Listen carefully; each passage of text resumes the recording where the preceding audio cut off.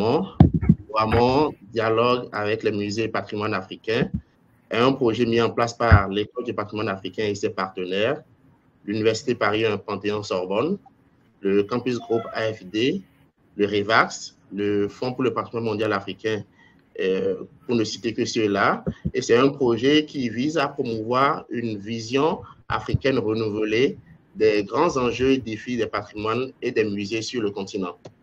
Aujourd'hui, un jour spécial pour nous à Joamont.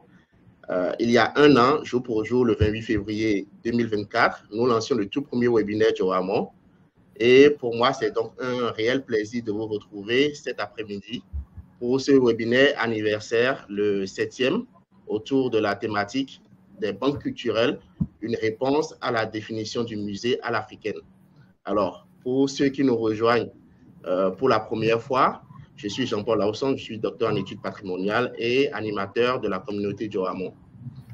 Alors, chers amis du patrimoine africain, le colloque de l'EPA qui s'est tenu les 12 et 13 novembre 2024 à Porto-Novo, dans ses conclusions, a mis un accent important sur le rôle que jouent les communautés locales, les communautés à la base dans le développement de l'institution muséale africaine.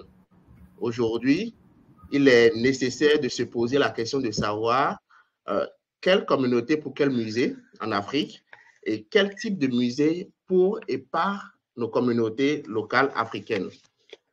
Au nombre des initiatives, des différentes initiatives qui tentent de redéfinir le concept du musée en Afrique, nous avons les banques culturelles, véritables institutions culturelles et patrimoniales au service des communautés.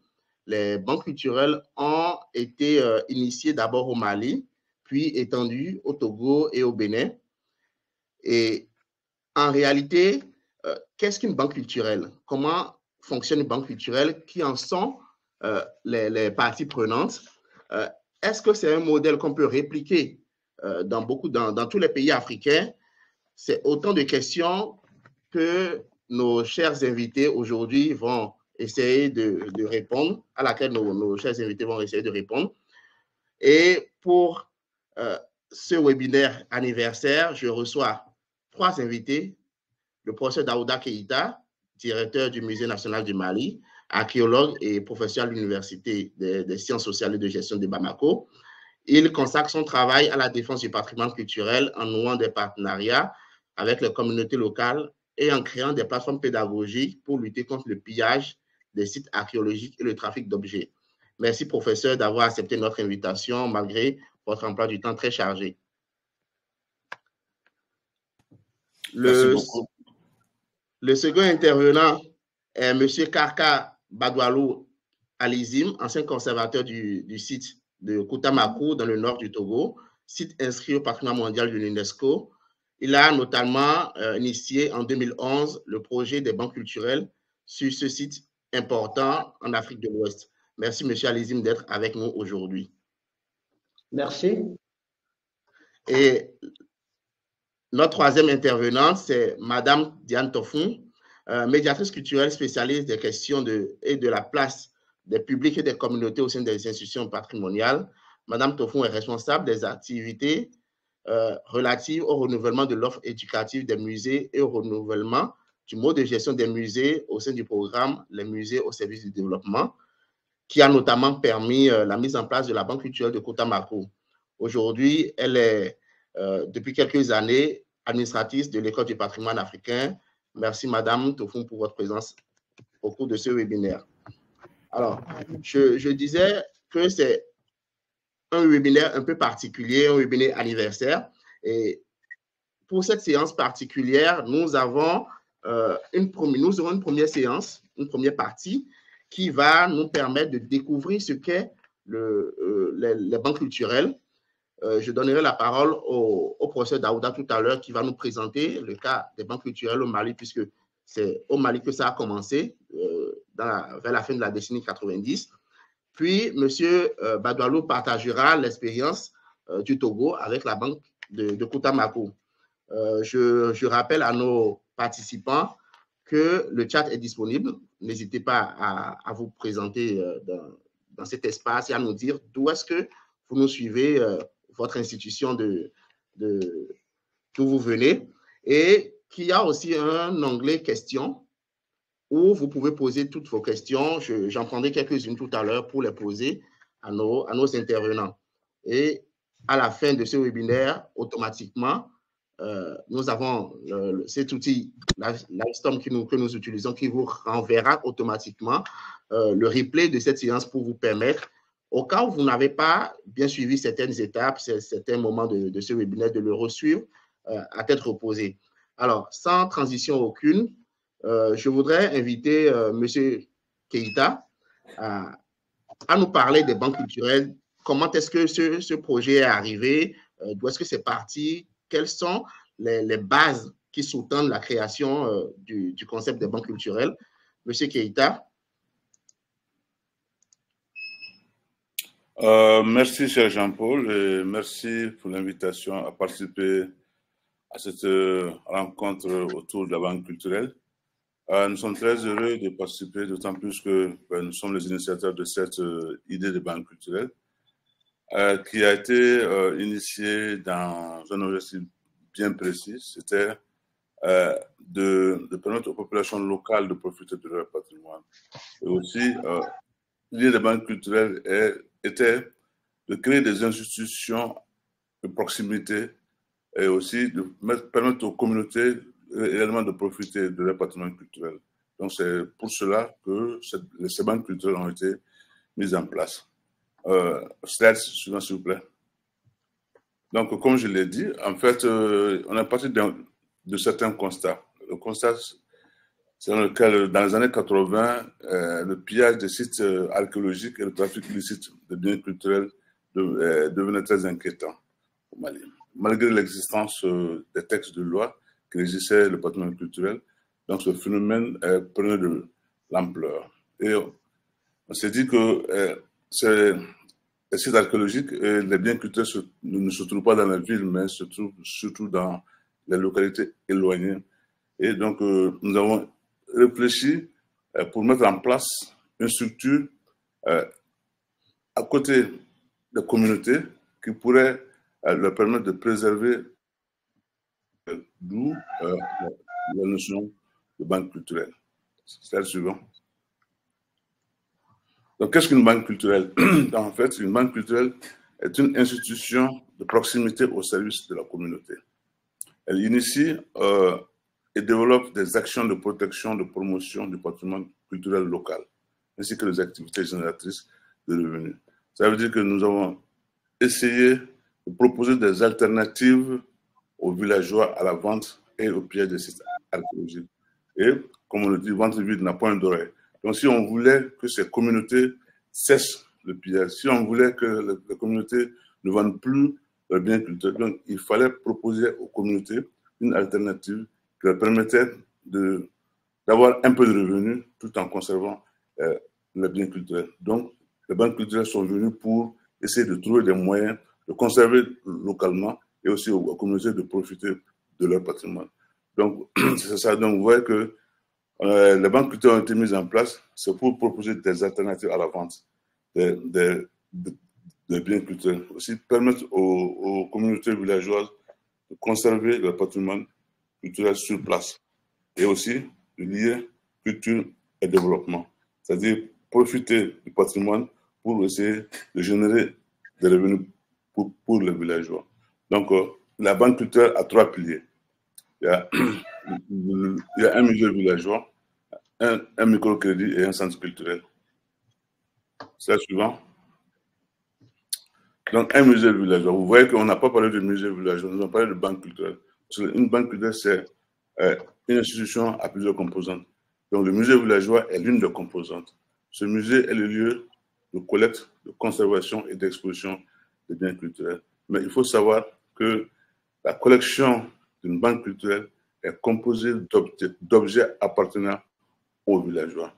Donc, le musée n'achète pas ou ne vend pas d'objets. Tous les objets appartiennent aux communautés.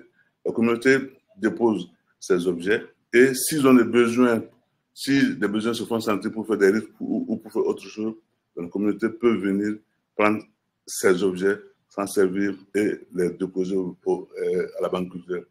d'où la notion d'objet vivant. En fait, les musées villageois permettent de créer des contacts permanents entre le propriétaire et son objet. Et donc, ça rend un objet vivant. Donc, quand vous déposez un objet dans une banque culturelle, donc, il y a des fiches que vous devez remplir ou on peut vous aider à les remplir. Et ces fiches sont les fiches de catalogue, les fiches historiques et la demande de prêt. Donc, c'est sur la base des informations qu'on donne sur l'objet qu'on vous octroie un prêt. Ça veut dire que le prêt est octroyé non pas parce que vous avez, non pas à cause de la valeur esthétique de l'objet ou de la valeur marchande de l'objet, mais surtout à cause de l'information historique que vous donnez sur l'objet. Cela est très important. Pourquoi? Parce qu'on a besoin de documenter, on a besoin d'inventorier les objets. Et ces informations sont très importantes pour nous. Et aussi, si on veut faire le guide dans la banque culturelle, on a besoin de ces informations que vous donnez sur votre objet pour donner des informations aux visiteurs. Donc, c'est très important. C'est pour encourager le propriétaire d'objets à chercher les informations utiles sur leurs biens culturels et de les amener. Donc, c'est sur la base de tout ce que vous donnez qu'on va vous faire un prêt. Donc, en fait, le prêt qui est fait est comme une garantie pour que vous puissiez recevoir votre objet. Et comme nous sommes dans un contexte villageois, et nous savons que dans certains villages, il y a des sociétés secrètes ou des sociétés d'initiation qui ont des objets qui ne peuvent pas être vus par des personnes non initiées. Donc, on a créé dans ces banques culturelles des endroits que nous avons appelés les cases sacrées. Donc, dans ces cases sacrées-là, on dépose des objets qui sont inaccessibles au commun des mortels. Et voilà. Oui, c'est la suivante. Donc, on a réfléchi, qu'est-ce qu'on peut faire pour que la communauté puisse tirer profit du prêt qu'ils font avec la banque culturelle. Donc, vous pouvez passer sur ça suivant. Voilà. Donc, c'est dans ce cadre-là qu'on a réfléchi pour créer des activités génératrices de revenus. Et donc, dans chaque village, on a demandé aux villageois qu'est-ce que vous voulez faire comme activité. Et donc, ils nous ont cité certaines activités. Nous sommes venus à Bamako chercher des gens qui pouvaient leur apporter des perfectionnements ou même des formations sur ces AGR, et ces personnes sont allées les former dans le village. Donc, vous apportez votre objet, on vous fait un prêt et on vous aide à judicieusement utiliser le prêt pour que vous puissiez aider vos familles à vivre mieux. Donc, l'objet se trouve au village et on peut faire des activités génératrices à partir de l'argent récolté sur les prêts de l'objet. Oui. Donc, à la différence des musées, donc nous sommes appuyés sur les structures locales, sur ce que les villageois ont comme méthode de gestion traditionnelle, c'est-à-dire Assemblée générale, comité de gestion, qui sont tous composés exclusivement par la population locale. Un comité de crédit aussi. Le comité de sages, je pense que c'est le comité qui est très important. C'est ce comité qui joue le rôle de régulateur et le rôle de vérificateur. Et aussi, s'il y a des conflits entre les emprunteurs et la banque culturelle, donc ce comité de sages essaie de trouver la solution. Et aussi, il y a une équipe technique qui est chargée de la mise en place de la banque culturelle. Donc, le comité technique est là comme un appui aux villageois pour la mise en œuvre de l'idée de la banque culturelle. Mais ce comité ne se substitue pas aux villageois. Parce que en fait, la banque culturelle est faite par les villageois, avec les villageois et pour les villageois. Donc, le comité technique est là seulement pour les aider à mieux gérer ou les aider voilà, à ce que la banque culturelle soit bien fonctionnelle. Oui. Donc, comme avantage de la banque culturelle, donc nous avons la sauvegarde du patrimoine culturel et sa valorisation. Comme je l'ai dit au début, il s'agissait de trouver une alternative à la vente de biens culturels et au pillage. Donc, en créant des banques culturelles dans les localités, nous aidons la communauté à sauvegarder ces biens et aussi à prendre conscience de l'importance de ces biens pour qu'elles puissent léguer ces biens à la génération future. La rentabilisation des banques culturelles est très importante parce que on accède à un prêt à cause de l'objet qu'on vient de déposer. Et l'objet vous appartient. Donc, l'objet continue à vous appartenir malgré que vous l'ayez déposé dans une banque culturelle. Et aussi, comme je l'ai dit, on aide la communauté à se perfectionner. On aide la communauté à garder comme savoir et savoir-faire traditionnel. Et on les aide aussi à transmettre cela aux communautés au sein du centre culturel où des formations ou des rencontres ont lieu entre les personnes et les jeunes pour que puisse avoir ce dialogue intergénérationnel et que les jeunes puissent apprendre tout ce qui concerne le patrimoine culturel, tout ce qui concerne les traditions dans le village. Donc, en fait, la communauté devient responsable de la gestion de leur patrimoine culturel. Parce que ça, c'est très important. Pourquoi? Parce qu'en fait, ils sont dépositaires de ce patrimoine. Nous venons de la ville, nous faisons des recherches, nous prenons ces biens culturels et nous nous amenons dans la ville. Donc, si les communautés veulent voir leurs biens culturels, ils sont obligés de faire le déplacement. Et moi, nous pensons que cela n'est pas tout le temps profitable aux communautés. Donc, c'est pourquoi on a proposé de créer ces structures de proximité pour que les populations deviennent les vrais gestionnaires de leur patrimoine. Et ça facilite.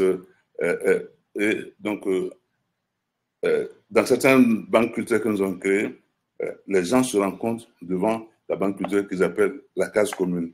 Donc, ça devient un lieu de rencontre, ça devient un lieu de cohésion sociale et ça devient un lieu où les gens se rencontrent et discutent et dialoguent. Donc, en fait, comme je l'ai dit en bleu, c'est un espace ouvert, vivant, où la communauté devient responsable de son épanouissement social et culturel. Donc, voilà brièvement ce que nous voulons dire sur les banques culturelles. Et je pense qu'avec les questions, nous allons pouvoir développer cette idée de banque culturelle. Je vous remercie. D'accord. Merci, professeur, pour cette présentation de la genèse des banques culturelles, de leur gestion et du rôle qu'elles jouent dans les communautés maliennes. Moi, à mon niveau, j'ai déjà quelques questions, mais je vais revenir dessus dans la seconde partie. Je disais dans mon introduction que même si elles sont nées au Mali, elles ont été étendues plus tard à quelques pays comme le Togo, le Bénin. Et aujourd'hui, nous avons M. Alizim qui était conservateur du site de Koutamako de 2007 à 2011 et qui a initié la Banque culturelle de Koutamako. Monsieur Alizim, nous souhaitons en savoir plus. Qu'est-ce que cette banque culturelle-là?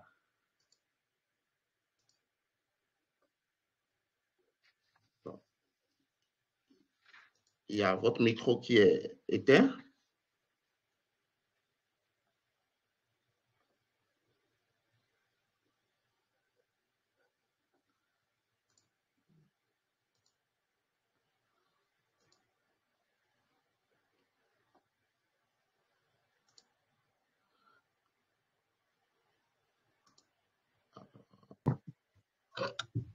Oui, c'est bon maintenant. Oui, c'est bon, c'est parfait. Oui. Merci. Donc, j'ai dit, je voudrais vous inviter pour vous féliciter pour cette initiative qui va nous permettre et à beaucoup de personnes de découvrir ce que c'est que ces institutions de proximité que sont les banques culturelles. Je voudrais aussi féliciter le professeur Keita, qui est, je dirais, qui sont nos parents, s'il faut parler en termes de banque culturelle. puisque la banque de Toutamakou s'est inspirée de celle du Mali. En fait, s'il faut parler de ces institutions de proximité, et nous savons bien que depuis longtemps, nous avions comme lieu de curiosité, de délectation avant les colonisations. Les musées étaient considérés comme des lieux de curiosité, de délectation. Mais au cours de nos indépendances, ces musées ont pris la forme de musées nationaux pour montrer la cohésion sociale et l'unité sociale. Et au cours du temps, ils ont évolué et il fallait impliquer les populations. D'où la naissance de ce qu'on appelle les banques culturelles. Et pour parler de la banque culturelle du Koutamakou, je vais d'abord présenter le site du Koutamakou, qui est, vous voyez sur le diapo là, oui. Le Koutamakou est situé au nord du Togo. Vous allez voir du côté est, au nord-est, sur un point rouge, c'est vers la frontière du Bénin. C'est un site qui est situé à près de 500 km de Lomé, la capitale au nord du Togo.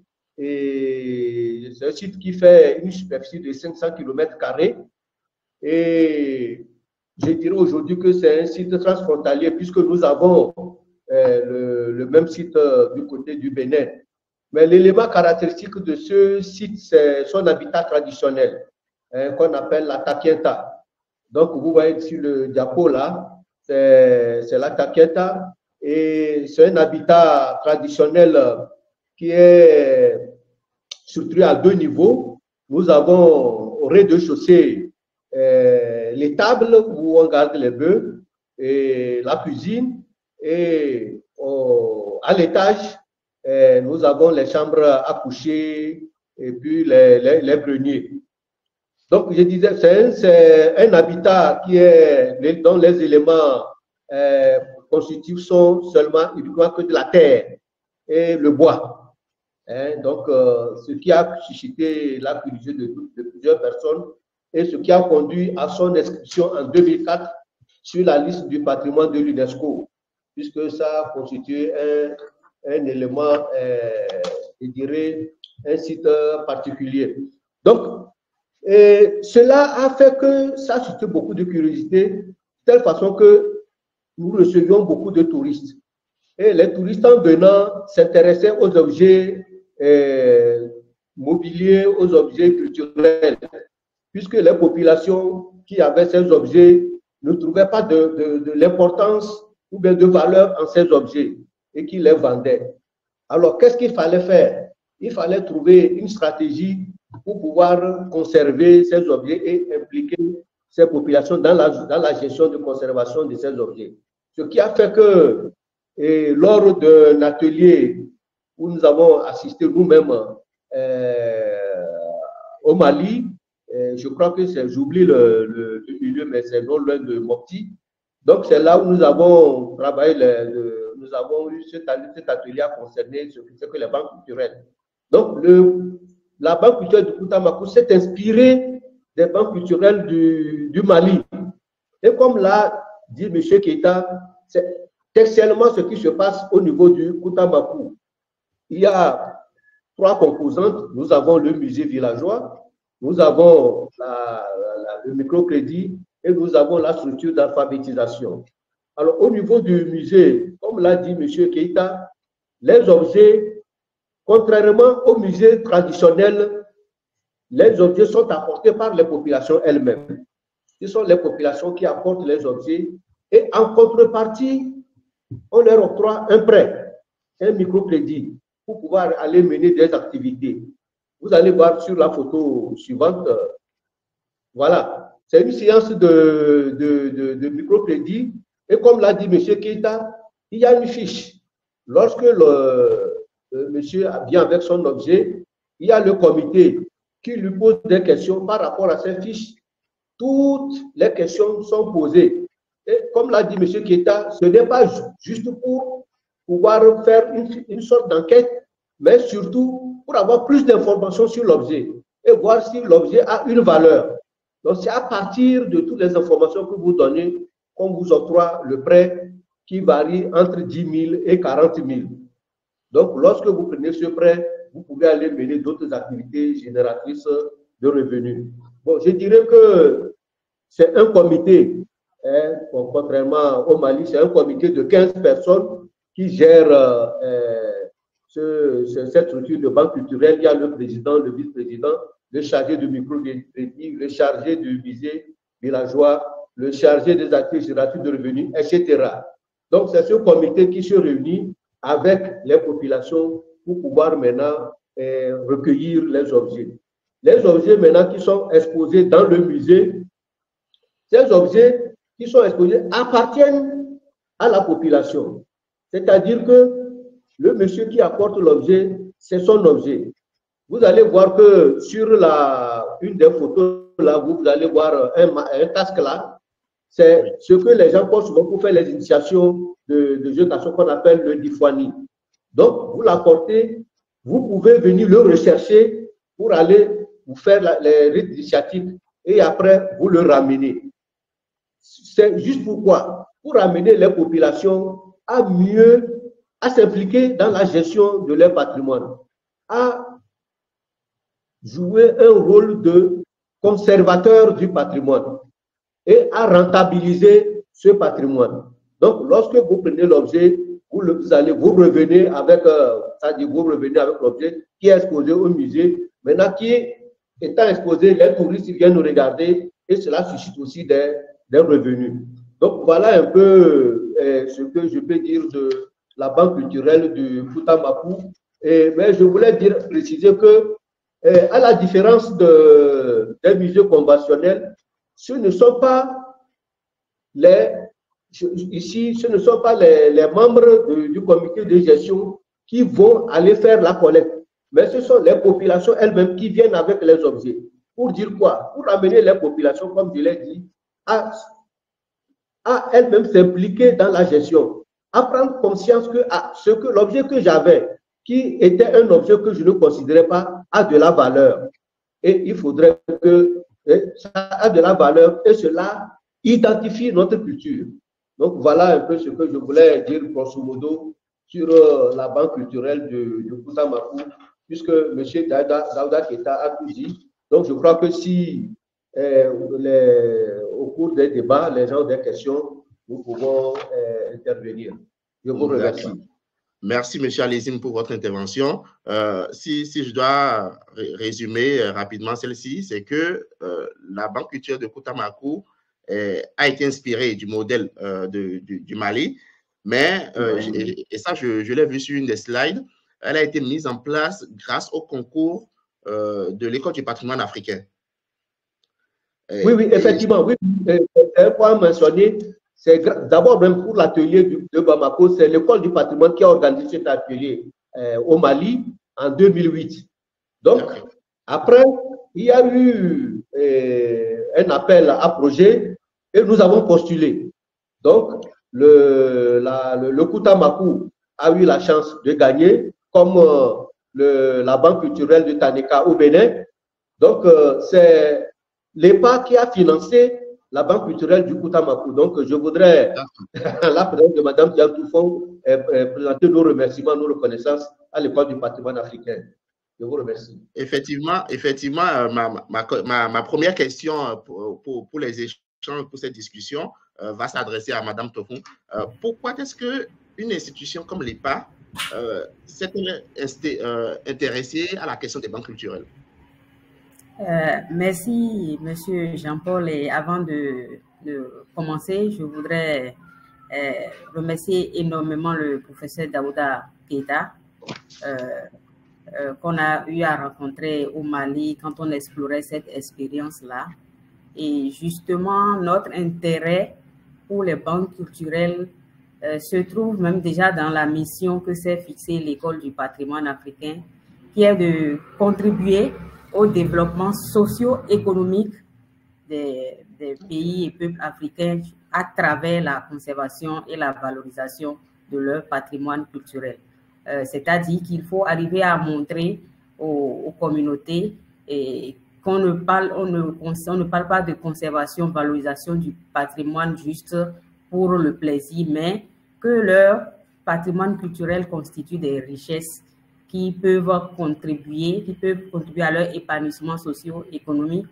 Et on a eu à explorer cette expérience-là dans le cadre du programme Les musées au service du développement qu'on a conduit entre 2007 et 2012, dont l'une des composantes était de renouveler justement, d'amener les professionnels à renouveler leur mode de gestion des musées.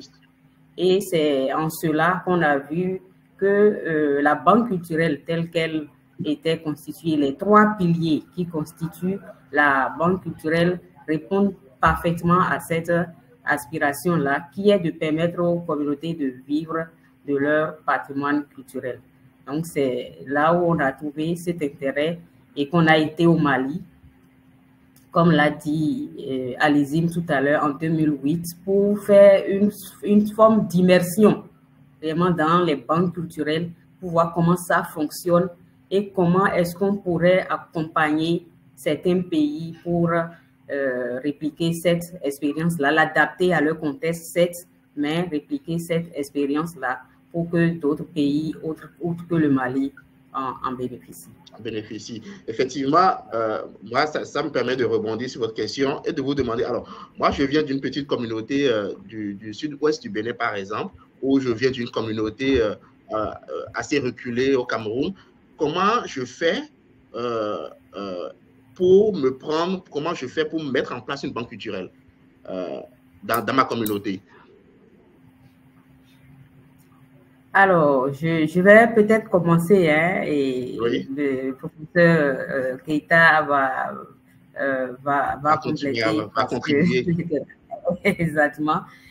Comment s'y prendre? Comme le professeur Keita l'a expliqué justement, c'est une initiative, certes, des professionnels du patrimoine qui ont trouvé que c'était la forme de gestion qui convenait pour que les communautés bénéficient de leur patrimoine. Donc, dans une communauté telle que la vôtre, comme vous le dites, est-ce que vous voyez l'affluence des touristes et s'il y a une richesse vraiment d'objets culturels dans cette région-là et qui pourrait être confrontée au problème de trafic illicite? Parce que quand les touristes viennent, les communautés sont parfois enclins à proposer des objets à la vente, par exemple, justement parce qu'ils sont dans le besoin. Ils sont dans le besoin et qu'ils ne connaissent pas toujours la valeur de ces objets-là qui leur appartiennent, qui constituent leur identité. Du coup, il faut des professionnels avisés dans ces zones-là pour constituer un comité qui porte ce projet-là, un projet pour mettre en place une banque culturelle. Maintenant, il faut partir de toutes ces étapes-là que le professeur Keita a évoquées, mais il faut vraiment que la communauté soit vraiment enclin à accepter un tel projet et évidemment, il faut l'accompagnement des autorités politico-administratives dans la zone parce que ça nécessite des autorisations pour construire des parcelles. Ça nécessite la participation des jeunes pour construire le musée villageois, le centre, l'implication de toute la communauté, quoi. Donc, je pense qu'il faut ce projet-là, il faut rédiger ce projet-là, trouver des partenaires qui sont intéressés à accompagner cette communauté-là pour créer la banque culturelle. D'accord. Professeur Keita, est-ce que là, il est clairement question de l'intégration, de l'implication à part entière des communautés locales. Est-ce que dans votre pratique au Mali, est-ce qu'il y a par exemple déjà eu des cas, est-ce que vous avez des anecdotes à nous donner par exemple sur des cas où vous avez voulu accompagner ces communautés-là à la mise en place de banques culturelles et à la fin, ça n'a pas porté ses fruits? Est-ce que ce sont des situations qui sont arrivées? Comment est-ce que vous avez vécu ce genre de situation, par exemple? Oui, tout à fait. Donc, je remercie ma collègue pour sa réponse très bien précise de la manière d'implanter les banques culturelles dans la localité. Effectivement, une banque culturelle peut être implanter dans une communauté si la communauté n'est pas d'accord pour lutter contre le trafic illicite des biens culturels et lutter contre le piège des sites archéologiques. Parce qu'on ne peut pas à la fois vendre les biens culturels et vouloir les sauvegarder. Donc, il faut que la communauté soit d'accord, qu'elle s'implique à 100%. Et aussi, le cas que je vais citer, c'est dans un village où nous voulions implanter la banque culturelle, mais on n'a pas senti l'implication de la communauté. Alors que vraiment, c'était un village qu'on avait choisi parce que c'était un village historique où il y avait assez de biens culturels qui pouvaient être protégés, aussi qui allaient permettre à la communauté de pouvoir vivre des frais de visite des touristes. Mais la communauté nous a paru pas très bien impliqués ou pas convaincus de l'idée de la banque culturelle. Et dans ce cas, comment vous avez fait? Est-ce que le projet a été finalement mis en œuvre? Oui, parce que avant la mise en œuvre, il y a beaucoup de réunions qui se passent avec la communauté. D'accord. Vraiment, il faut faire des réunions, il faut que la communauté accepte, il faut que tout le monde soit d'accord à 100%, jeunes et vieux. Donc, et dans ce village-là, on n'a pas senti cela. Et on les a donné du temps pour réfléchir. Malheureusement, ils sont restés sur leur position. Ils sont restés sur leur position. On a été obligé d'amener la banque culturelle ailleurs. D'accord. Mais ça veut dire que derrière, il peut, dans cette communauté-là, ça peut arriver que des objets soient vendus au lieu de vraiment appartenir à la communauté, être sauvegardés, préservés pour une transmission de génération en génération. Ça peut arriver. C'est ce que nous voulons éviter. Voilà. Nous voulons éviter la vente des biens culturels.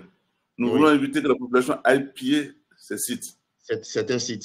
Donc, c'est pourquoi il faut beaucoup de réunions. Il faut beaucoup de réunions pour être sûr que les villageois sont vraiment prêts à s'engager dans la banque culturelle avec nous. Parce que comme je l'ai dit, la banque culturelle, elle est faite pour les villageois. Et ce sont les villageois qui gèrent la banque culturelle. Donc, si dès le départ, on n'est pas d'accord, ça ne vaut pas la peine. Parce que on ne va pas se faire. On ne peut pas être à Bamako et gérer la banque culturelle localement. Ça, c'est clair. Oui. Donc, donc, il faut responsabiliser la communauté villageoise. Et si elles ne sont pas prêtes à le faire, ça va être difficile. Effectivement.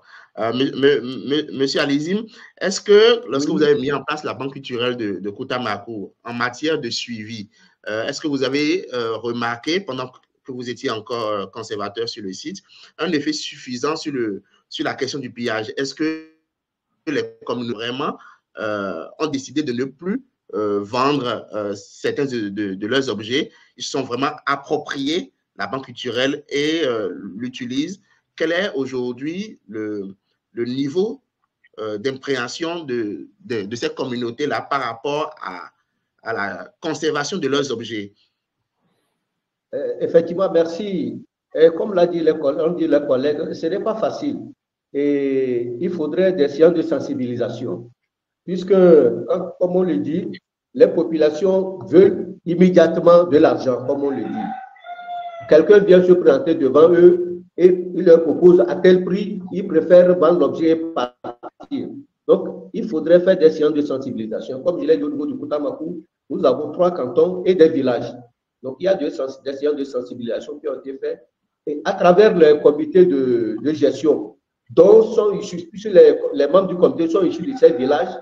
Donc, ils se sont, dans les villages, dans les hameaux les plus reculés, il y a eu des séances de sensibilisation, ce qui a fait que la plupart des populations, c'est vrai qu'il y a des poches où le Koutamakou qui fait 500 km², on ne peut pas tout considérer, mais c'est vrai qu'il faut le dire, dans le cas général, les populations sont impliquées et se sont mises pour la bonne gestion ou la sauvegarde du patrimoine, de leur patrimoine culturel. C'est vrai qu'il y a des poches où, avec les visiteurs, on constate quelques petites interventions de ces touristes, mais il y a des garde-fous qui essaient d'empêcher. D'accord. Madame Diam, pour revenir vers vous, est-ce qu'au niveau de l'EPA, puisque nous l'avons vu, ça a commencé au Mali, c'est arrivé au Togo, au Bénin, est-ce que l'EPA a essayé d'accompagner d'autres pays, d'autres communautés dans d'autres pays à à vraiment mettre en place cette communauté? Est-ce que ça a été une réussite? Est-ce que ça a été un échec? Est-ce que vous avez des exemples à nous donner?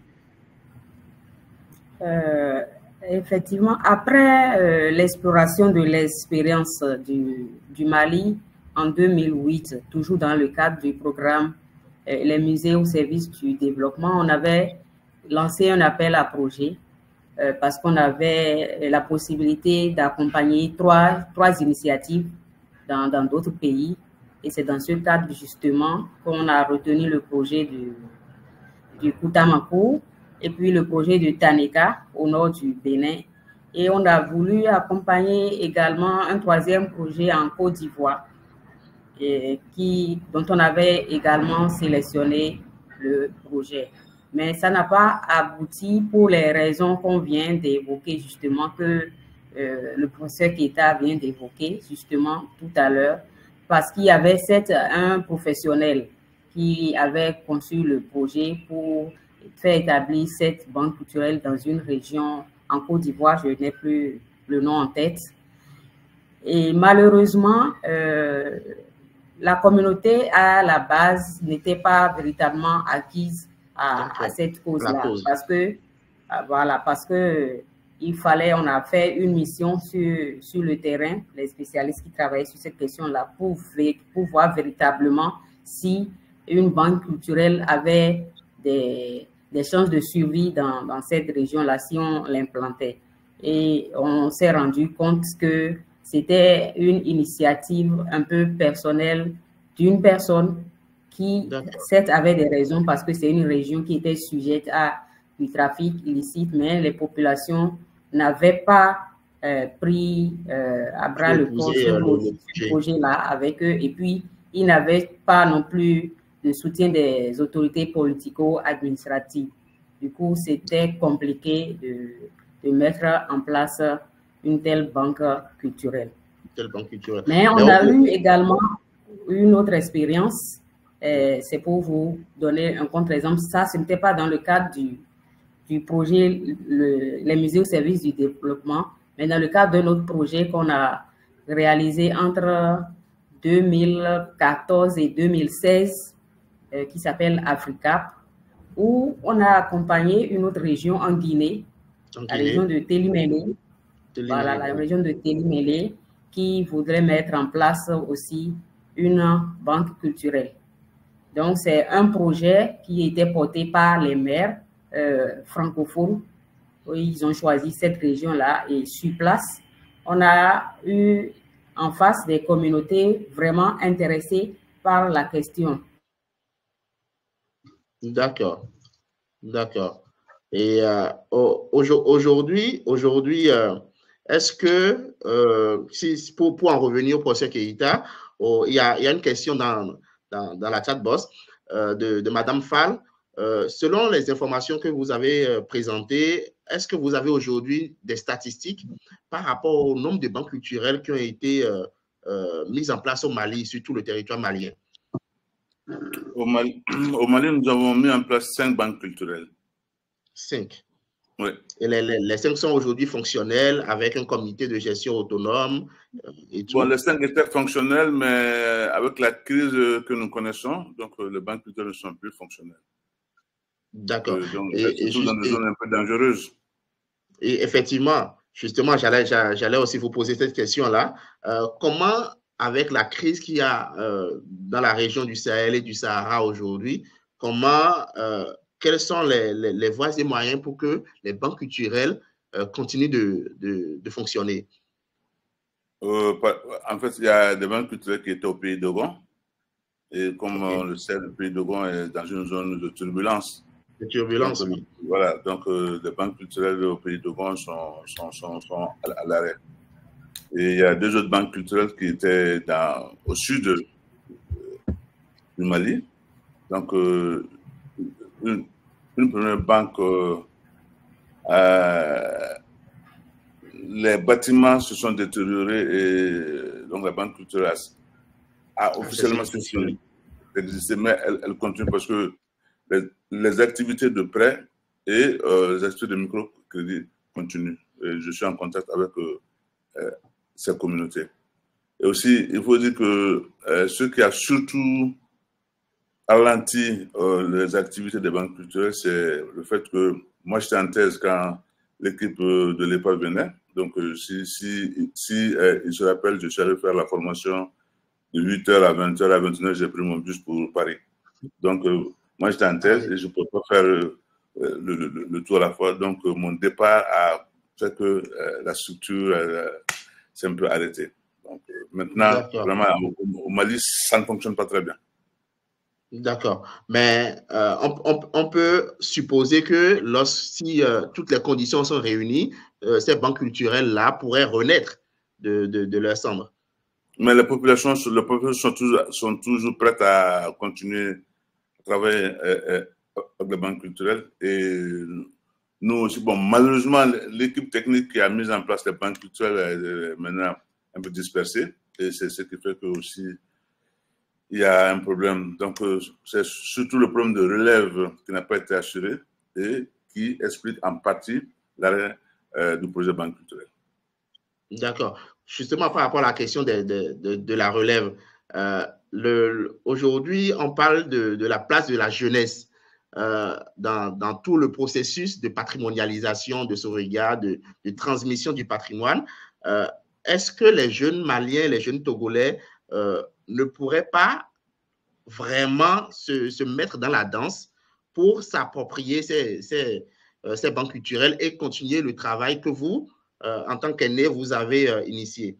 Comment est-ce que aujourd'hui, sur le terrain, comment ça se passe? Comment la jeunesse arrive à se mobiliser pour continuer votre travail? Je réponds ou c'est ma collègue qui va répondre en premier? Vous pouvez y aller. Hein? D'accord. Et je dois dire que l'objectif des banques culturelles, c'est que la population s'approprie son patrimoine culturel. Bien sûr. Donc, si la population adhère à l'idée de la banque culturelle, elle participe pleinement à la relation de la banque culturelle. Et les jeunes, je crois qu'ils sont en première ligne, hein, et ce sont les jeunes qui doivent travailler pour que la banque culturelle soit opérationnelle. Et on n'a pas suffisamment mentionné un côté positif de la banque culturelle, c'est que tous les bénéfices engendrés par les prêts sont réinvestis dans le village. Donc, ça veut dire que c'est quelque chose qui intéresse les villageois. Donc, la jeunesse doit s'impliquer pour que cette idée ne meure pas. Aussi, comme je l'ai dit, on a senti que l'équipe qui a mis en place la banque culturelle n'existe plus. Donc, à l'université, nous avons un master qu'on appelle master culture et développement. Donc, dans ce master-là, la banque culturelle est enseignée comme module. Et donc, ce qui fait que ça peut donner envie à la jeunesse voilà, c'est ça. Mais aujourd'hui, avec la fonction que j'occupe, c'est un peu difficile pour moi vraiment de m'occuper de cette idée. De cette question-là. Appuyer toute initiative aidant à faire revivre la banque culturelle. D'accord. Monsieur Alizim, du côté du Togo. Oui, je voulais dire que c'est vrai que ce n'est pas facile avec les jeunes, la plupart de nos jeunes qui veulent tout gagner aujourd'hui. Et ce n'est pas facile, mais néanmoins, qu'est-ce que nous avons fait nous, au niveau du Koutamakou? Nous avons, dans le comité de gestion, impliqué des jeunes. C'est de même que dans le comité même de gestion du Koutamakou. Il y a des jeunes qui sont impliqués. De telle façon que, bon, maintenant, c'est vrai que nous sommes partis, mais il y a le conservateur qui est là, il y a la mairie maintenant, nous sommes en plein processus de décentralisation, nous avons les mairies, et ce qui fait que dans le Koutamakou, il y a aussi une commune, et le maire même est membre du comité de gestion, ce qui fait que nous faisons un effort pour pouvoir impliquer ces jeunes et les amener eux-mêmes à savoir que ce qu'ils ont, c'est leur patrimoine. Et s'ils font un effort pour pouvoir le conserver, cela contribuer à leur développement. Nous avons parlé tout à l'heure des microcrédits. Il y a les microcrédits qui ont été faits. Beaucoup de jeunes en ont fait des prêts et ils ont pu, dans l'élevage, qui dans d'autres activités de maraîchers, etc. Donc, ce qui a impliqué, disons, ces jeunes. Et je dirais que c'est vrai, ce n'est pas facile, mais nous sommes quand même optimistes pour l'implication des jeunes dans la gestion de leur patrimoine culturel. Bon, je vais ajouter que bon, ce phénomène de banque culturelle, aujourd'hui, nous avons vers l'ouest du Togo, Bassar, où nous avons, on parle de la métallurgie de fer. Donc, il y a le site est en train d'être mis sur la liste du patrimoine mondial de l'UNESCO. Donc, il y a un projet de création de banque culturelle aussi dans ce milieu, avec la coopération française. Donc, c'est un projet qui est en train d'être de naître et qui est en train de s'inspirer de la banque culturelle du Kutama.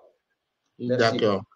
Tout à l'heure, Madame Diana a dit qu'il est important que les autorités aussi, les autorités administratives et politiques puissent aussi accompagner ces projets de mise en place de banques culturelles. Alors, il y a une question de M. Salifou qui, dans le chat, dit: est-ce que les collectivités, le ministère en charge de la culture contribuent effectivement, dans le cas du Togo par exemple, à accompagner la pérennité de la banque culturelle de Kutama? Est-ce que par rapport à ce bien qui est déjà inscrit au vu des critères d'inscription, comment est-ce que l'État togolais accompagne cette banque culturelle-là et sa survie? Merci pour l'intervenant. Et je dirais d'abord même que pour que la banque culturelle du Kutamaku puisse naître, mais ça fait l'objet d'une communication en Conseil de ministres en 2009-2010, je crois.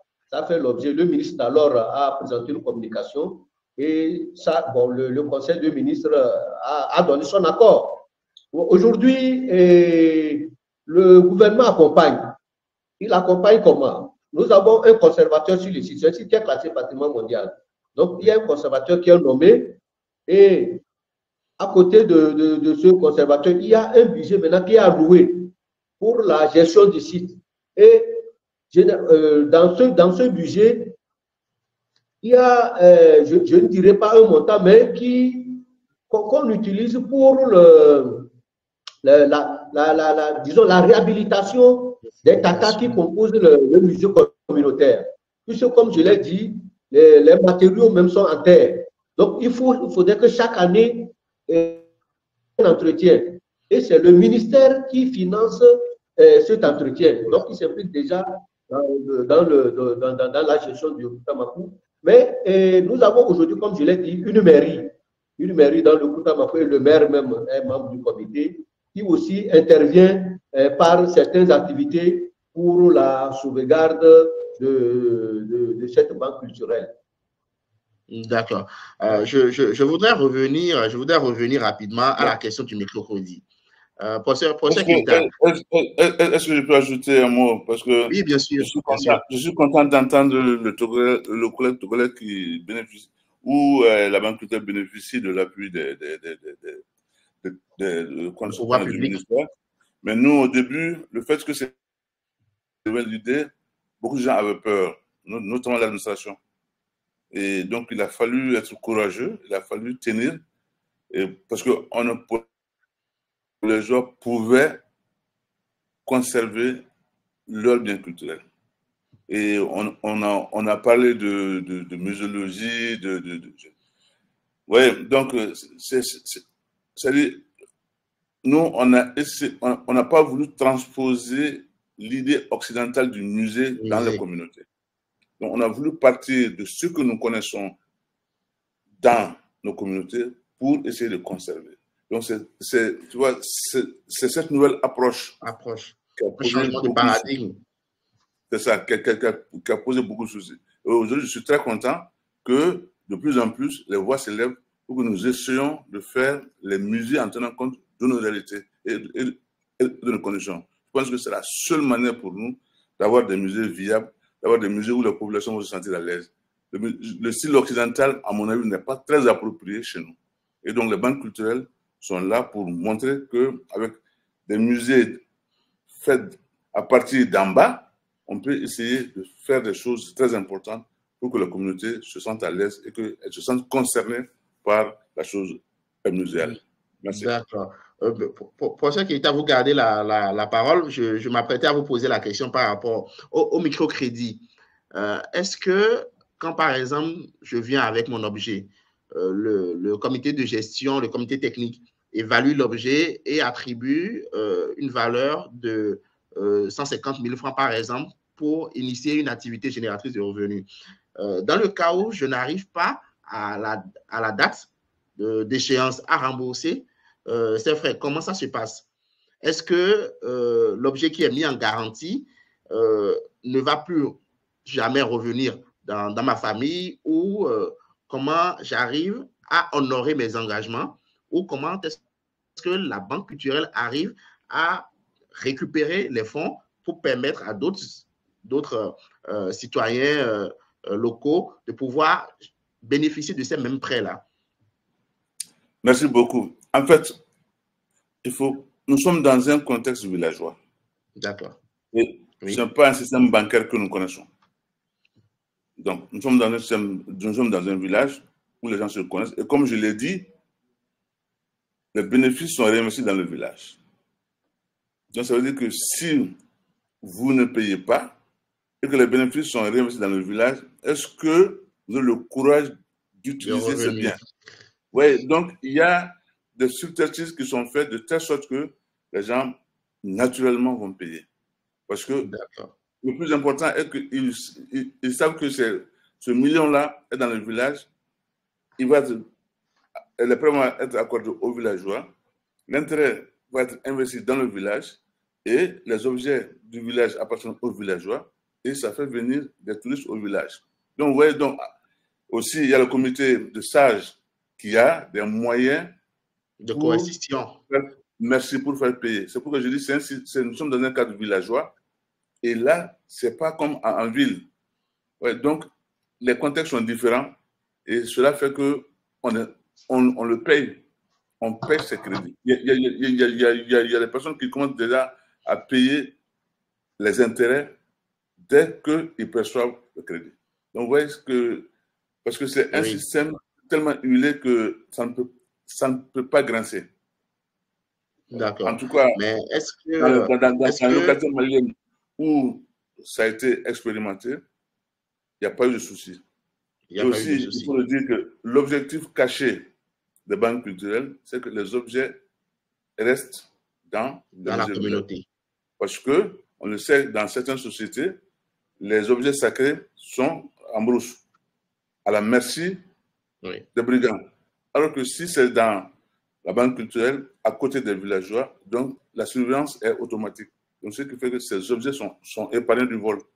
Ouais, donc, il y a tout un mécanisme qui fait que si vous avez vos objets à la banque culturelle, vous-même, vous êtes plus intéressé à ce que la banque culturelle vive que de refuser de payer les prêts. D'accord. Et aujourd'hui, est-ce que, comment est-ce que vous pensez, ou soit, quelles sont les améliorations que vous pensez qu'on peut apporter à ce modèle de banque culturelle pour qu'elle soit encore plus efficace? Moi, j'ai toujours dit, l'idée de la banque culturelle n'est pas un dogme. Donc, il faut adapter la banque culturelle à chaque localité. Et le plus important aussi est que la communauté accepte. Parce que ça, c'est le plus important. Si la communauté accepte et la communauté apporte des objets quand même de valeur, parce qu'on veut donner une certaine visibilité au village. Donc, et l'implication de la jeunesse est très importante. Parce que si la jeunesse s'implique, si la jeunesse s'approprie, la jeunesse va faire tout pour que cette idée soit maintenue dans le village. Et le fait qu'il y a le centre culturel qui est animé par les jeunes, où il y a qu'on appelle ça, où il y a des échanges intergénérationnels, ouais, ça permet de faire revivre le village, ça permet de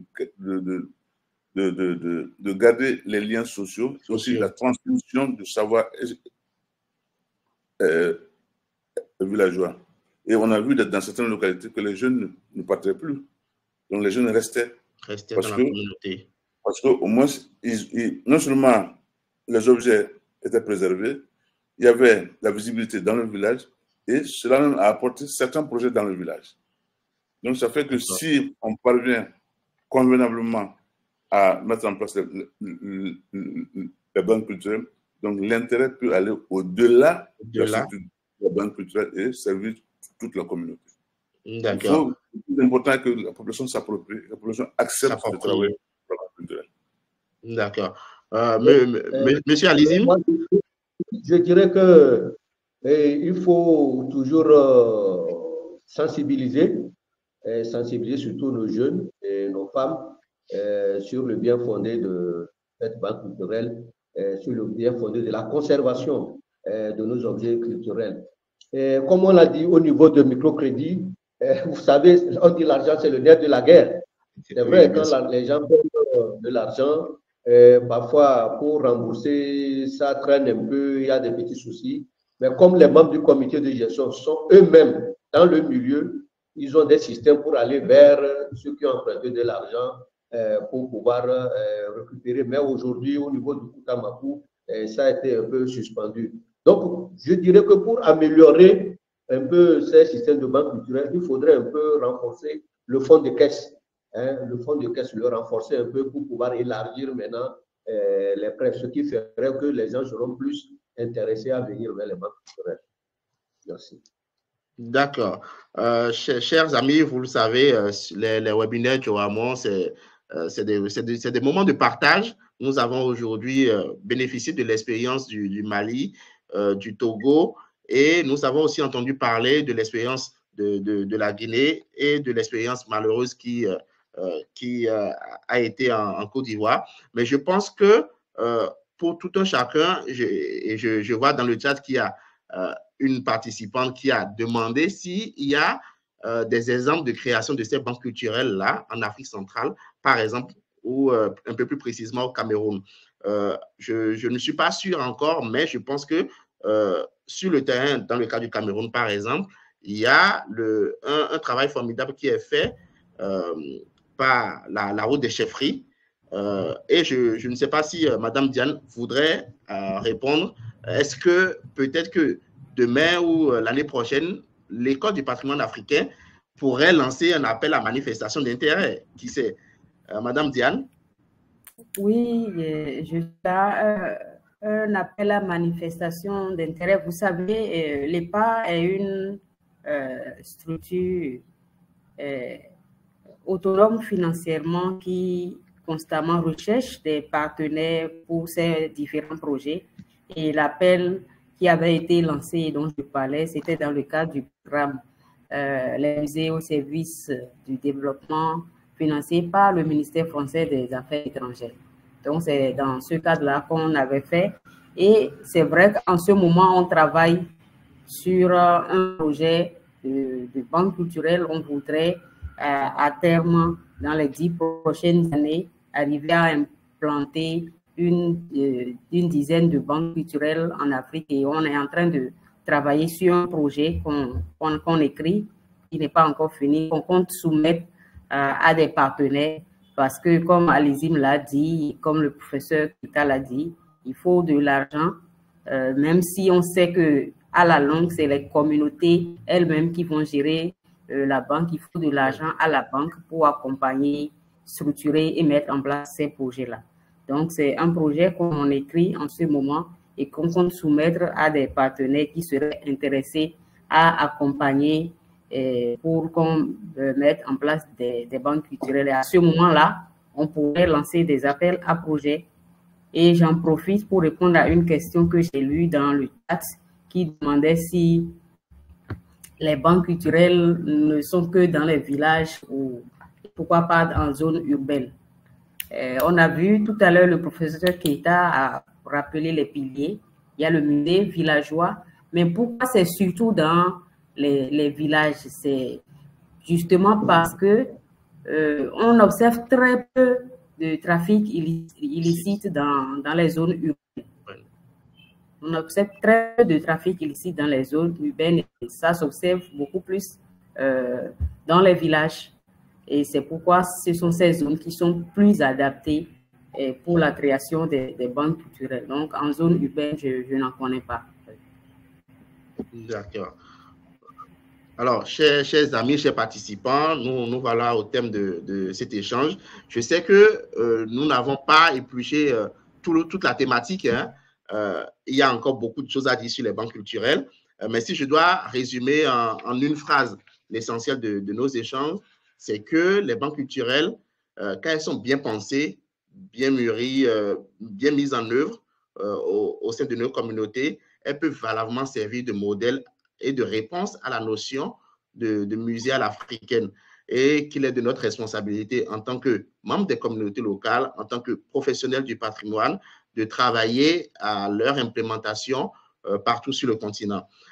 Chers amis, chers intervenants, je voudrais, avant de clôturer ce webinaire du Johamon, le 7e, vous remercier d'avoir pris de votre précieux temps pour participer à cet échange. Merci à toute l'équipe de Johamon qui se mobilise toutes les fois pour nous proposer des thématiques intéressantes et nous vous donnons rendez-vous pour notre 8e webinaire en avril prochain. Ce sera l'occasion de réfléchir, d'échanger sur le 60e anniversaire de la Charte de Venise, cette charte qui a créé l'ICOMOS, le Conseil international des monuments et sites, et grâce à qui nous célébrons chaque année, le 18 avril, la Journée internationale des monuments et des sites. En attendant de vous retrouver en avril, merci de nous suivre sur nos canaux habituels, sur LinkedIn et sur la chaîne YouTube. Merci à tous et à très, très bientôt. Merci. Allez, merci, au revoir. Je voulais passer par le professeur Daouda pour qu'il dise bonjour à M. Yatara, M. Baba Keita au Mali. Merci. Bye.